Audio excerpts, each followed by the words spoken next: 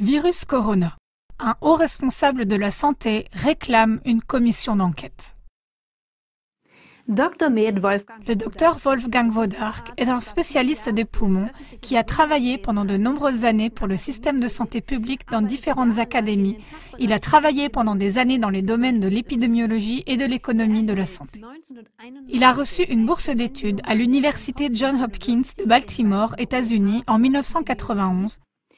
Il a été membre du Bundestag allemand de 1994 à 2009, initiateur et président de la commission d'enquête Éthique et droit de la médecine moderne et membre de l'Assemblée parlementaire du Conseil de l'Europe en tant que président de la sous-commission de la santé. En 2009, à Strasbourg, il a initié la commission d'enquête sur le rôle de l'OMS dans la grippe porcine H1N1. Il a continué à participer à cette commission en tant qu'expert scientifique après avoir quitté le Parlement. Depuis 2011, il est conférencier universitaire indépendant, médecin et scientifique de la santé et engagé comme membre honoraire du conseil d'administration de Transparency International Deutschland. Le Dr Wodarg a déjà donné plusieurs interviews sur le thème du coronavirus. Par exemple, sur la plateforme internet Punkt Preradovic, il a parlé des mesures pour limiter le coronavirus dans l'émission intitulée « Coronavirus, pas de raison de paniquer ». Ces mesures limiteraient non seulement la liberté des personnes, mais aussi leur activité professionnelle. Il a demandé la création d'une commission d'enquête au Parlement allemand et a demandé aux avocats de mettre fin aux mesures coercitives déjà ordonnées. Il a appelé les épidémiologistes à rompre enfin leur silence afin de permettre une vision différenciée et surtout détendue de la situation actuelle. Il a récemment donné une autre interview très révélatrice sur ce sujet avec Eva Hermann que nous diffusons à la suite.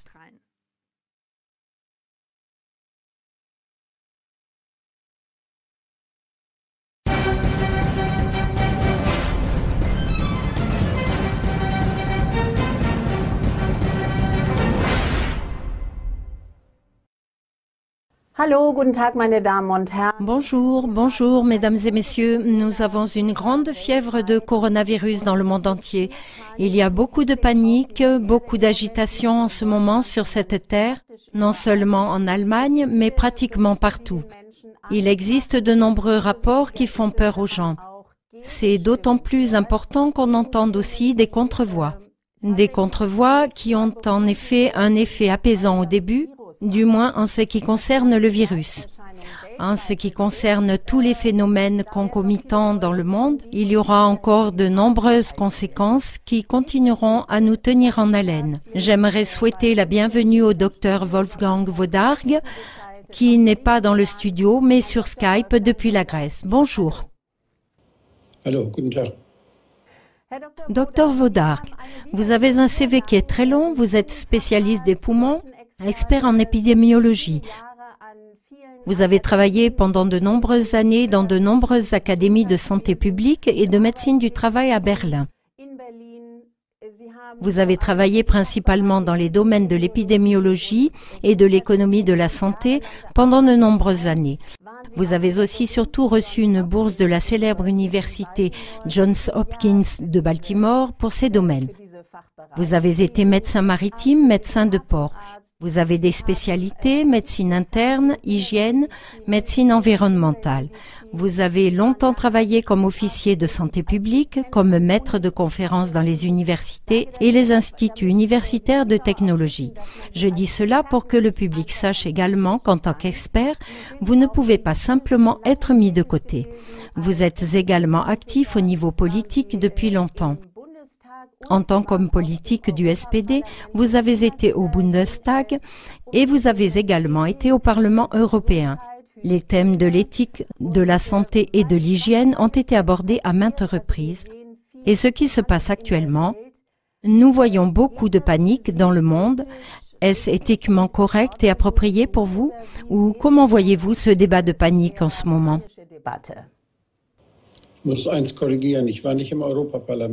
Je dois corriger une chose. Je n'ai pas été au Parlement européen. J'étais à l'Assemblée parlementaire du Conseil de l'Europe. Et c'est également là que nous avons mené l'enquête sur la grippe porcine. C'était aussi un battage médiatique. Et beaucoup se souviendront encore de la peur qui régnait alors et du fait qu'on nous a dit que nous aurions tous dû être vaccinés. Il était assez facile de voir qu'il y avait de grands lobbyistes qui faisaient des efforts pour vendre des vaccins. D'énormes marchés ont été conclus, avec des vaccins inutiles et nocifs.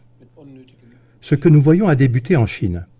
Et c'est encore une fois à l'instigation des virologues, si je puis dire, qu'ils ont tiré la sonnette d'alarme.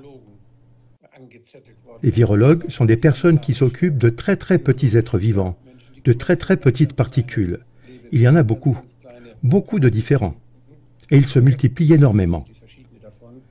Et ces virus nous rendent également malades chaque année. Chaque année, il y a de l'épidémie de grippe que nous connaissons tous. Et quand je demande à mes patients dans mon cabinet, « Avez-vous déjà eu la grippe cette année ?» Certains d'entre eux disent, « Oui, déjà 2 fois. » Ça signifie que chaque année, il est normal que des personnes, qu'elles aient ou non de la fièvre, éprouvent des douleurs dans les voies respiratoires supérieures, ou que le nez coule très fort, ou qu'elles aient mal à la gorge, ou encore qu'elles toussent et contractent une bronchite. Certaines personnes contractent également une pneumonie. Ça arrive, surtout si on est affaibli.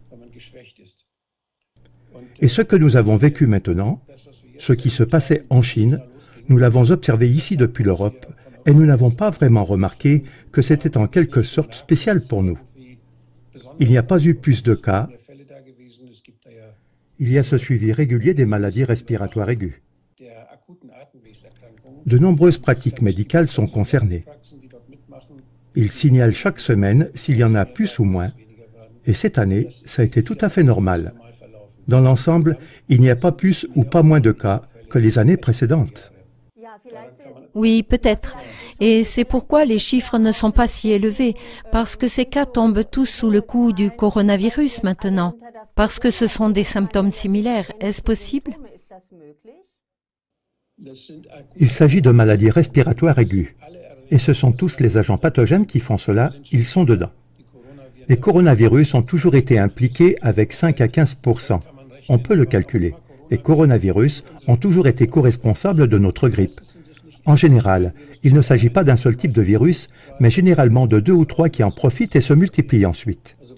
Les coronavirus sont souvent socialisés et nous rendent malades en même temps que les autres virus. Si vous ne regardez que les coronavirus et que vous n'avez le test que pour ce type de virus, vous ne pouvez évidemment pas juger des autres. Et en fin de compte, on ne peut pas dire quels virus étaient les plus graves et ceux qui causaient le plus de symptômes. Alors, ça devient très clair maintenant. Il a d'abord été appelé le nouveau coronavirus et maintenant il est appelé Covid-19. Il a reçu un autre nom.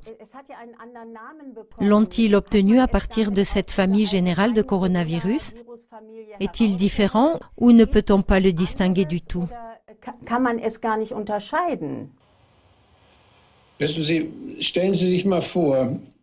Vous savez, imaginez la situation suivante. Je vais l'expliquer à l'aide d'un exemple très simple. Vous avez une très grande route avec beaucoup de voitures.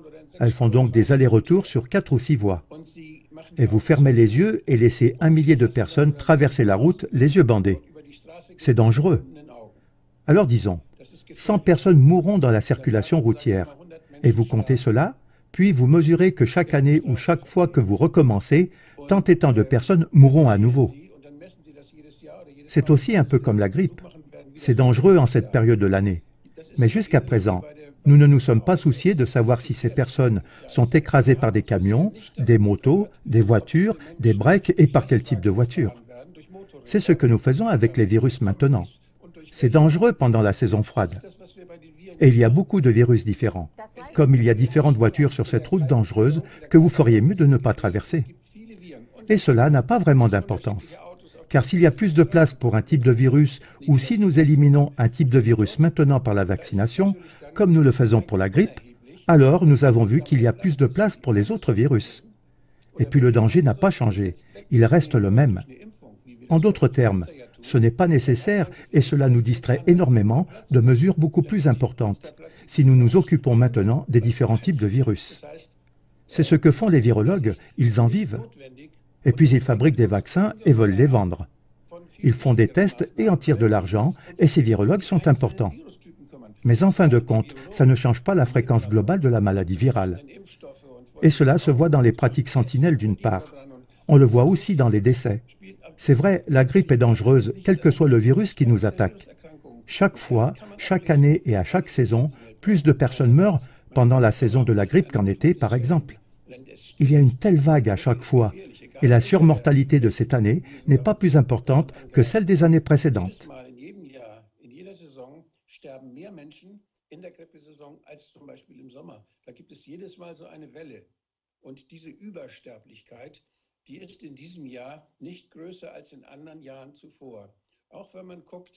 Même si on regarde comment ça se passe en Chine. On ne voit pas plus de cas, et même si l'alarme a été tirée en Chine, il ne s'est rien passé de plus là-bas. Et en Italie, où il y a tant de bruit maintenant, le taux de mortalité n'était pas plus élevé la semaine dernière ou la semaine précédente, mais plutôt plus bas que les années précédentes. Il existe des indicateurs très spécifiques qui sont des indicateurs concrets. Vous savez exactement ce qui est mesuré. C'est mesuré chaque année. Et vous pouvez aussi les utiliser pour comparer s'il y en aura plus cette année.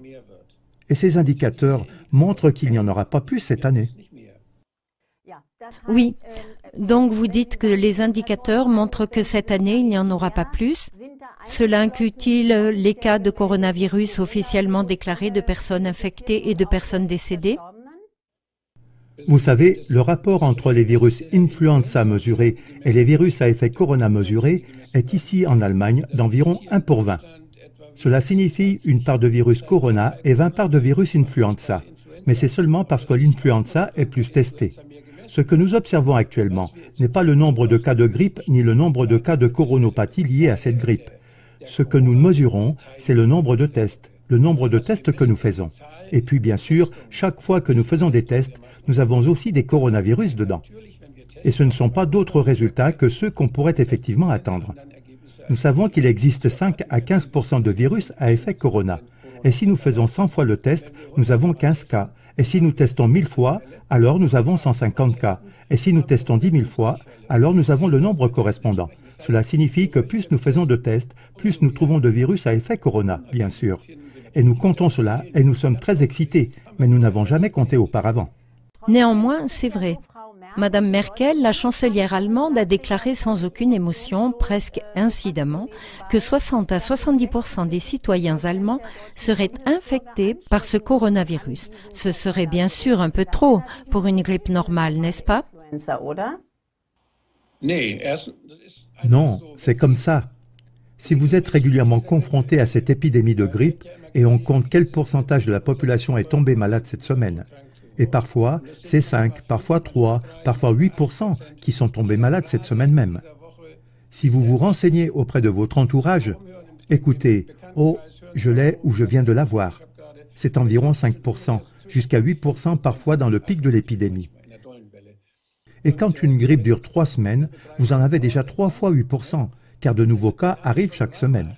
Cela signifie qu'au cours d'une saison de grippe, environ 50% au moins de la population a eu la grippe une fois. Si vous demandez autour de vous, combien de fois avez-vous eu la grippe l'année dernière? La plupart des gens disent 1 ou 2 fois. Et certains disent que ce n'est pas du tout le cas cette année.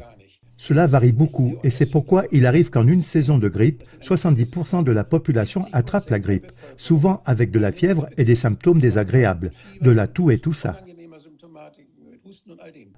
Mais cela se produit chaque année, et il y a toujours 15% de virus à effet corona. Si la chancelière dit maintenant « Oh, nous devons nous attendre à ce que cette année 70% de la population soit également atteinte de coronavirus », eh bien, cela a toujours été le cas, Madame la chancelière. Il n'y a pas lieu de s'énerver. Bien sûr, je suis soulagée d'entendre cela.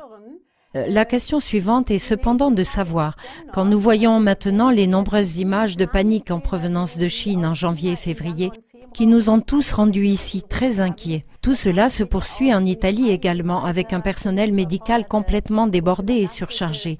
En Espagne, je l'entends aussi maintenant, d'où nous recevons également de nombreux rapports. Tout cela est-il maintenant dû à une certaine panique qui a été déclenchée?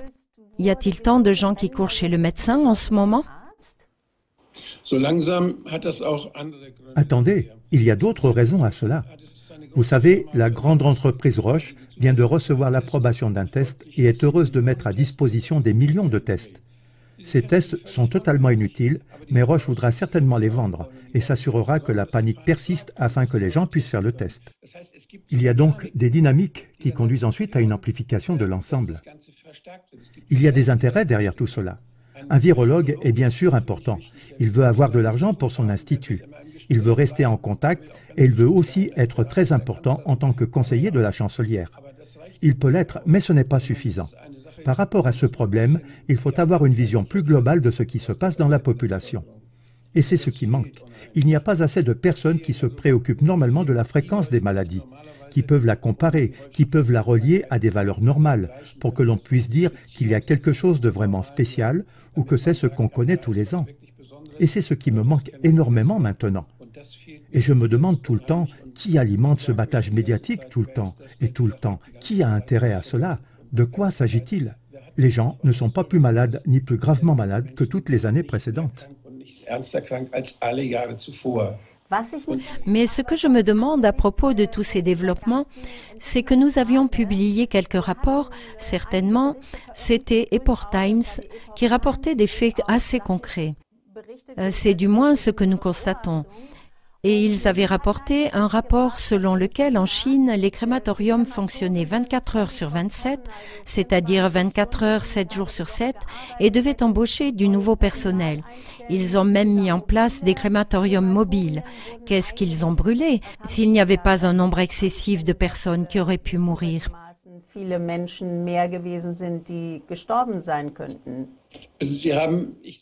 Je dois juste vérifier. On a seulement dans la province de Hubei, où se trouve Wuhan, il faut compter avec 150 000 décès par pneumonie par an là-bas. Cela signifie que 150 000 personnes meurent de pneumonie. Donc, si vous avez un crématorium là-bas, cela a beaucoup à voir avec eux seuls. Et il représente environ 10 à 12% des morts. Cela signifie que si vous avez 50 millions de personnes dans le Hubei, et qu'ils meurent à l'âge moyen de 80 ou 100 ans, alors on arrive à pas tout à fait 1 million, mais probablement environ 800 000 par an. Le crématorium est donc toujours très actif, mais personne ne s'en soucie. Maintenant, vous pouvez faire de beaux films et effrayer les gens avec. Et c'est la même chose avec. La plupart des questions que je reçois, pourquoi est-ce un tel chaos et pourquoi y a-t-il une telle situation d'urgence dans les hôpitaux en Italie? Vous savez qu'en Italie, par exemple, la situation est très problématique en ce qui concerne la résistance aux antibiotiques. En Italie, il y a une résistance aux antibiotiques dans 26% des cas. Et en Allemagne, dans 0,5% des cas. Cela signifie que c'est de toute façon plus dangereux en Italie.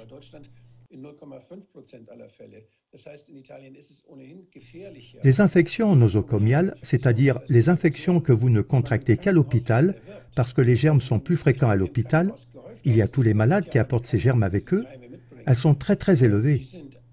Il est très dangereux d'aller à l'hôpital quand on est malade. Et les Italiens, m'a-t-on dit, ont très peur de leurs hôpitaux. Il y a probablement beaucoup à faire. Il faut y envoyer beaucoup plus de personnel, beaucoup plus de moyens. Il faut une meilleure hygiène.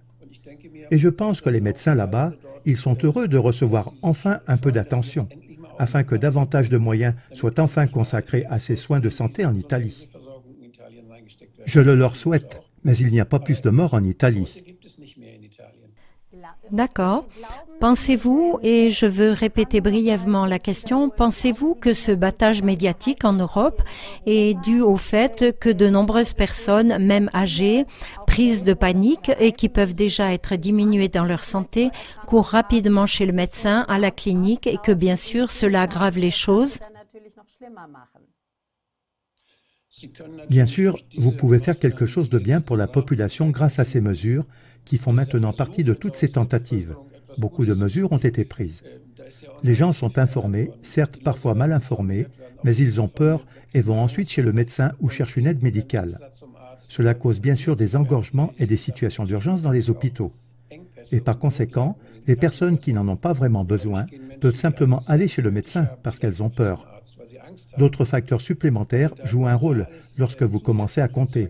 Par exemple, quel est l'approvisionnement et comment cela change-t-il le résultat lorsque les gens font des réserves de désinfectants? Quelles conséquences cela aura-t-il? Bien sûr, ils ont besoin de désinfectants, bien que je me demande pourquoi on n'utilise pas seulement de l'alcool industriel normal, qui a aussi un effet très désinfectant et est facile à produire. De ce point de vue, il ne devrait donc pas y avoir de véritables engorgements. Dites-nous très brièvement comment il est produit, car sinon nous serons inondés de questions. L'alcool, dans ma ville natale de Flensburg, il y a une brasserie, la brasserie de Flensburg. Cette brasserie de Flensburg produit également de la bière sans alcool. Elle le fait en brassant de la bière normale, puis elle en extrait simplement l'alcool chimiquement. Elle vend ensuite l'alcool pur à l'industrie. Il s'agit bien sûr d'un alcool approprié. Partout où l'on produit de la bière sans alcool, on obtient également de l'alcool pur pour la désinfection, par exemple. L'isopropyl ou quelque chose comme ça. Oui, je me souviens d'une émission que nous avions faite il y a quelques années. Vous étiez au conseil d'administration de Transparency International. Peut-être pourriez-vous dire quelque chose sur cette organisation et vous avez révélé qu'au lendemain de la grippe porcine, avant même que celle-ci ne soit déclarée, des lobbyistes des plus hauts niveaux politiques en France et dans d'autres pays avaient fait construire des usines qui produisaient un vaccin contre la grippe porcine.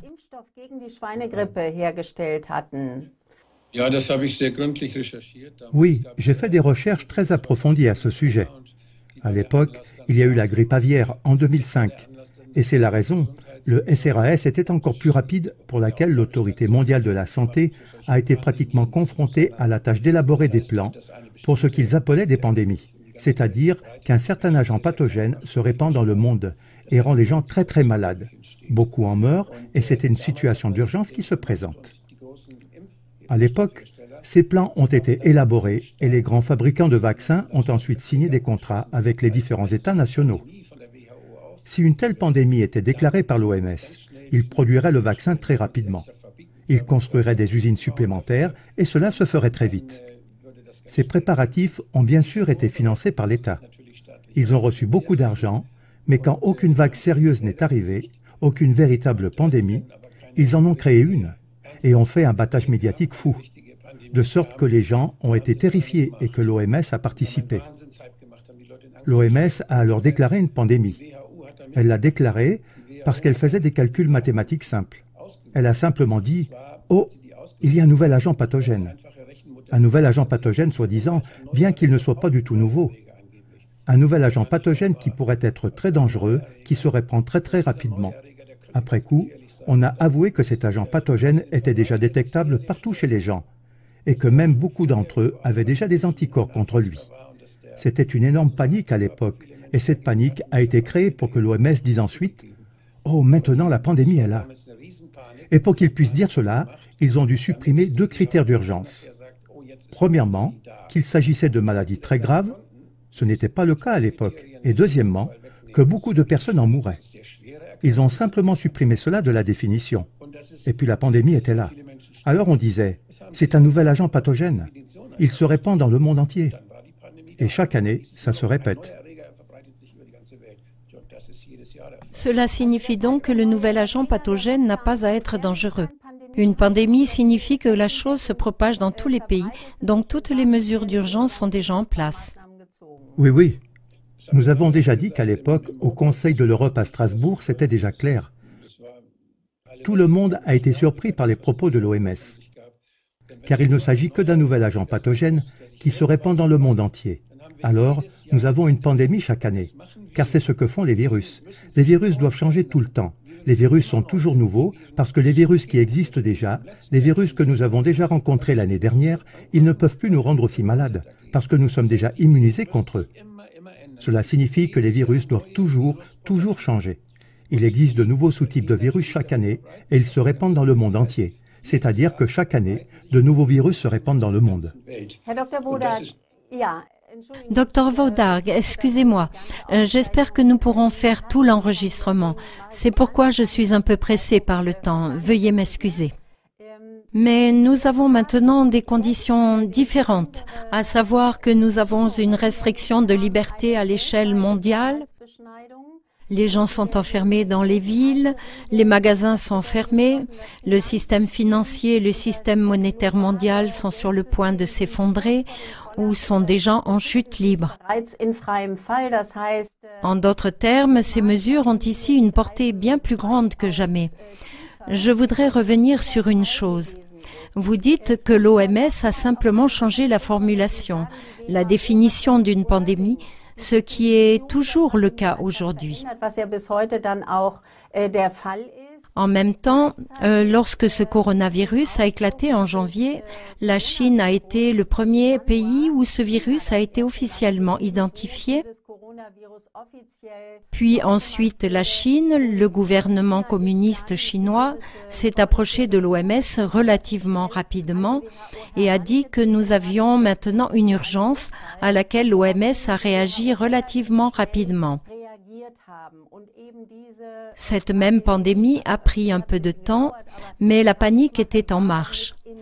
Nous savons maintenant que l'OMS est financée par des pays comme la Chine, mais aussi par des spécialistes de la vaccination, des personnes qui s'intéressent aux vaccins, qui investissent beaucoup d'argent et font de la recherche, comme la fondation Bill et Melinda Gates, qui est également impliquée dans ce scénario de test.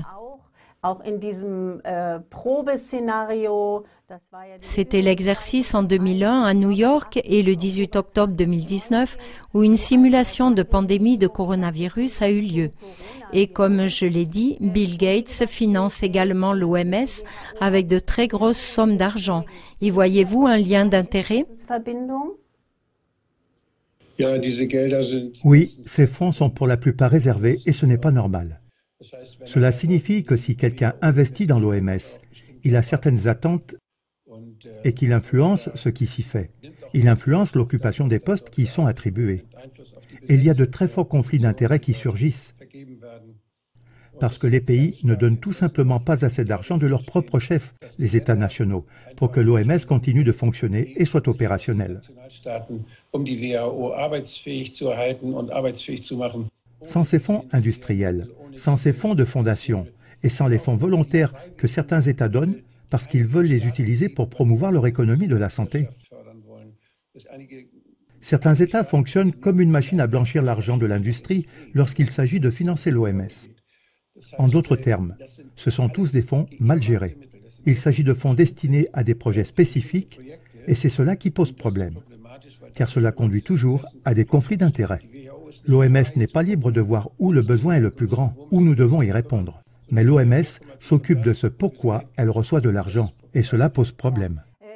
Oui, j'ai eu un article sur le Zeit l'autre jour.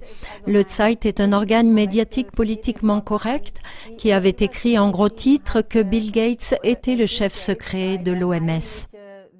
Il semble donc que les médias officiels savent également comment toutes ces informations de base que vous nous fournissez ici devraient et doivent être connues de ces médias officiels. Par exemple, comment pensez-vous que les responsables politiques de notre gouvernement, le ministère de la Santé, le gouvernement fédéral, sont informés de ces informations de base que vous nous donnez ici?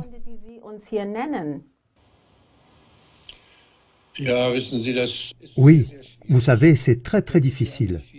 Pensez au scandale des banques, pensez au scandale Volkswagen, pensez à toutes ces choses. Malheureusement, nous devons nous rendre compte que nous ne pouvons plus compter sur de nombreuses institutions dont nous dépendons en fait, que de nombreuses influences extérieures jouent un rôle. À Transparency, nous parlons de la corruption institutionnelle. En d'autres termes, les institutions ne voient plus vraiment ce pourquoi elles sont réellement là au premier plan, mais doivent obéir à d'autres instances. Il peut s'agir d'intérêts économiques auxquels ils obéissent, mais il y a aussi une influence politique. Si vous pensez à des pays plus absolutistes ou à des pays où il y a un gouvernement autoritaire, ils instrumentalisent et utilisent leurs bureaux et institutions selon leur volonté. Si maintenant un État autoritaire comme la Chine dit soudainement que nous ne voulons plus faire ces tests, alors soudainement vous n'avez plus de cas de coronavirus. La Chine effectue maintenant la plupart de ses tests à la frontière et affirme que les cas de coronaropathie qui arrivent maintenant viennent tous de l'étranger. Imaginez que dans un pays de 1,4 milliard d'habitants, seuls 40 cas sont signalés chaque jour. C'est tout à fait ridicule. Avant, il n'y avait pas beaucoup de tests, parce qu'il n'y avait pas tant de tests disponibles. Et plus vous en aviez, plus le nombre de cas augmentait. Puis vous avez vu tous ces efforts, vous avez vu tous ces gens avec des masques qui se promenaient partout, ou alors les rues étaient vides. Il suffit d'arrêter les tests, alors vous pouvez dire que nous avons eu un énorme succès, parce que plus aucun cas n'est détecté. C'est donc une question sur laquelle il faudra se pencher plus tard. Combien de tests ont été effectués et combien de cas ont été découverts dans les différents pays? Quelle était la stratégie de mesure d'ailleurs? Tout est complètement inaccessible. C'est pourquoi nous avons encore si peu de cas en Afrique. Docteur Wodarg, merci beaucoup. Malheureusement, nous devons stopper car la ligne n'est plus disponible. Merci beaucoup. Nous continuerons à diffuser ces informations et espérons que cela apportera également un certain réconfort à la population. Merci beaucoup. Heureusement, il n'y a aucune raison d'avoir peur, aucune raison du tout. Merci. Au revoir. Okay.